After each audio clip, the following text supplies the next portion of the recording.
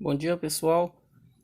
Passando aqui mais uma vez com mais uma aula, uma aula de matemática. Hoje vamos falar um pouco sobre raiz ou zero da função, certo? Nosso objetivo é determinar o zero da função. Então nós temos aqui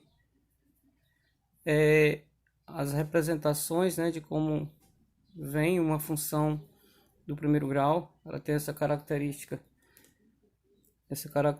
de f de x igual a x mais b, ou ela pode vir também y igual a x mais b. Então, essas duas maneiras são as maneiras de vir uma função, certo? Exemplo, determine o zero da função. Então, nós temos aqui três exemplos de situações e a gente vai entender melhor como se encontrar o zero ou raiz da função. Lembrando que o zero, porque tem gente que o enunciado às vezes pede o zero da função, ele não sabe diferenciar o zero ou raiz da função, são a mesma coisa, certo?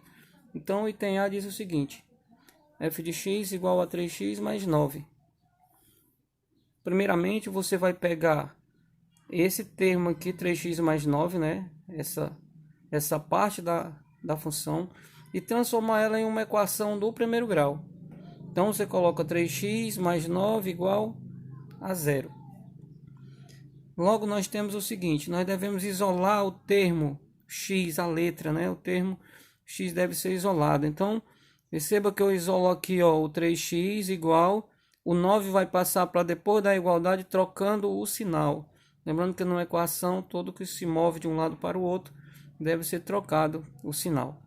Beleza? Então aqui nós temos que o 3 está multiplicando o x aqui, o termo x. Logo ele vai passar dividindo. Então eu vou isolar o x, x igual a menos 9 dividido pelo 3. O 3 passa dividindo. Menos 9 dividido por 3 x é igual a menos 3. Então nós temos aqui, certo, o zero da função. O que seria isso? É o termo, é o número, é o valor que é atribuído a x, que torna esse valor aqui nulo, não é isso? Torna esse valor nulo. Então, perceba que se eu substituir no lugar do x, pelo menos 3, se eu multiplicar 3 vezes menos 3, dá menos 9. Menos 9 mais 9 dá o quê? 0. Então, o zero da função nada mais é do que um valor que você multiplicar pelo x, mais 9 vai zerar tudo isso aqui. Então perceba que o x tem que ser o menos 3, que se eu multiplicar 3 vezes menos 3, vai dar menos 9, logo menos 9 mais 9 dá 0. Beleza? Então vamos ver aqui um outro exemplo. Y igual a 2x menos 8. Então pega, essa expressão traz para cá, 2x menos 8 igual a 0. Então isola o x, fazendo do mesmo jeito aqui, isola o x igual, o 8 está negativo antes da igualdade. Se eu vou trocar de sinal, vou trocar de posição, trocando de lugar. Então, ele fica positivo. Eu troco também o sinal dele. Logo, esse 2 que está multiplicando, o x, ele vai passar dividindo quem está na frente, dividindo 8.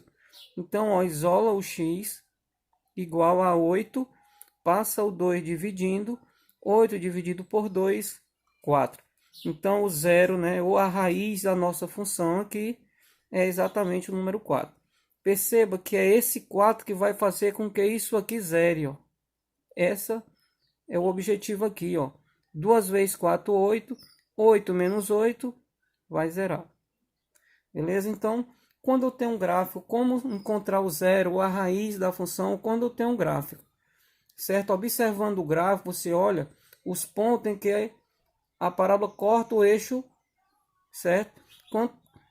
Os pontos pela qual o eixo x é cortado, certo? Então perceba aqui, que o x é cortado aqui no menos 2, é cortado no 1 e é cortado também no ponto 2. Logo, os pontos em que o eixo x é cortado, os pontos no qual ele é cortado, esses carazinhos aqui, menos 2, 1 e 2, são chamados de raízes ou zero da minha função.